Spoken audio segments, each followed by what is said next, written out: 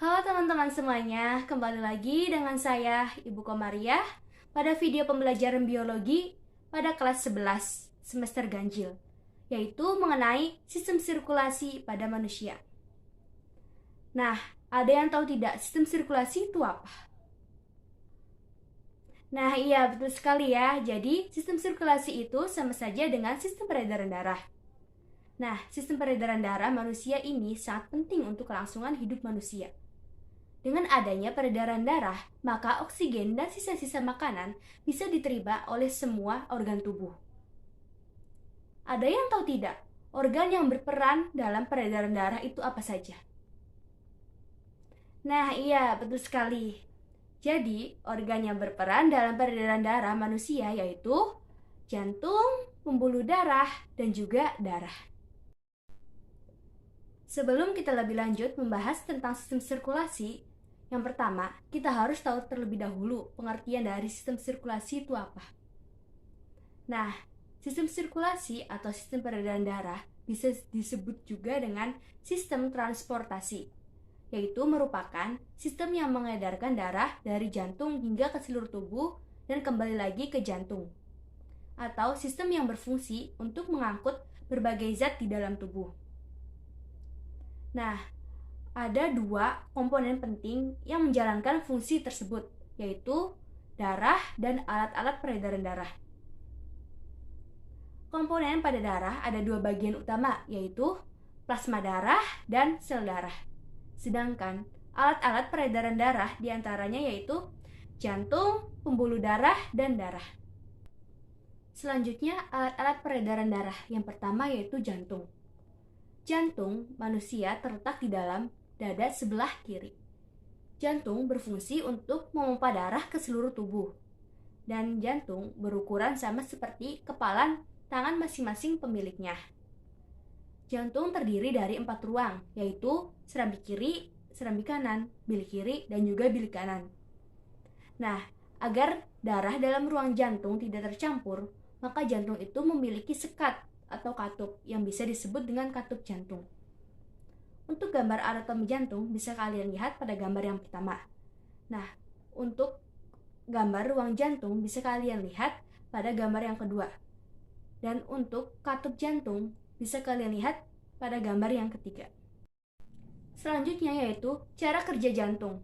Jantung mengalami proses relaksasi atau disebut dengan diastol, dan kontraksi atau disebut dengan sistol. Saat relaksasi, bentuk jantung mengembang dan darah masih di dalam serambi kanan dan serambi kiri. Kemudian, katup terbuka, lalu darah menuju bilik. Saat berkontraksi, bentuk jantung menguncup dan darah mulai dipompa dari jantung menuju pembuluh darah, ke paru-paru, dan terseluruh tubuh. Lalu kembali ke jantung lagi. Proses tersebut terjadi secara terus-menerus setiap jantung berdenyut. Selanjutnya yaitu pembuluh darah. Jenis-jenis pembuluh darah diantaranya yang pertama yaitu pembuluh arteri atau disebut juga dengan pembuluh nadi, yaitu pembuluh darah yang membawa darah keluar dari jantung. Yang kedua, pembuluh aorta, yaitu pembuluh nadi terbesar. Yang ketiga yaitu pembuluh kapiler, yaitu pembuluh yang menghubungkan pembuluh darah langsung ke organ tubuh manusia. Nah, pembuluh ini sangat kecil sekali. Yang keempat, pembuluh balik, yaitu pembuluh yang mengantarkan darah kembali ke jantung. Yang kelima, pembuluh darah arteri pulmonalis, yaitu pembuluh yang mengantarkan darah dari jantung ke paru-paru. Dan yang terakhir yaitu pembuluh darah vena pulmonalis, yaitu pembuluh yang mengantarkan darah dari paru-paru kembali ke jantung. Selanjutnya yaitu darah. Darah merupakan medium transport dalam sistem sirkulasi. Secara keseluruhan, darah manusia berwarna merah karena mengandung hemoglobin. Ada dua bagian utama komponen darah yaitu yang pertama, plasma darah yang berbentuk cair dan sel darah yang berbentuk padat. Plasma darah terdiri atas air dan zat ion yang terlarut di dalamnya. Sel darah ada 3 jenis yaitu sel darah merah atau eritrosit, sel darah putih atau leukosit, dan keping darah atau trombosit. Nah, untuk jenis-jenis sel darah bisa kalian lihat pada gambar ini. Selanjutnya yaitu mekanisme peredaran darah manusia.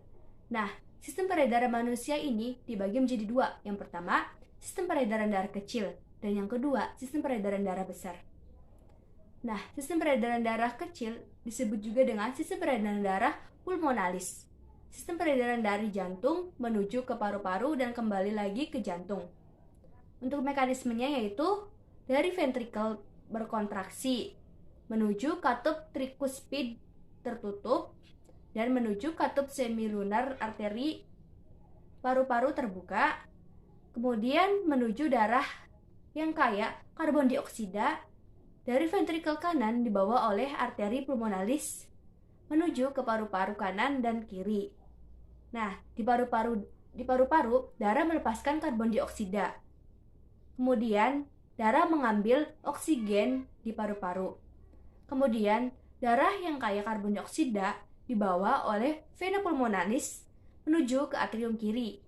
Kemudian ke ventrikel relaksasi, kemudian katup bikuspid terbuka, dan yang terakhir yaitu darah mengalir ke ventrikel kiri. Yang kedua yaitu sistem peredaran darah besar. Nah, bisa disebut juga dengan sistem peredaran darah sistematik, yaitu sistem peredaran darah dari jantung diedarkan ke seluruh tubuh dan kembali lagi ke jantung.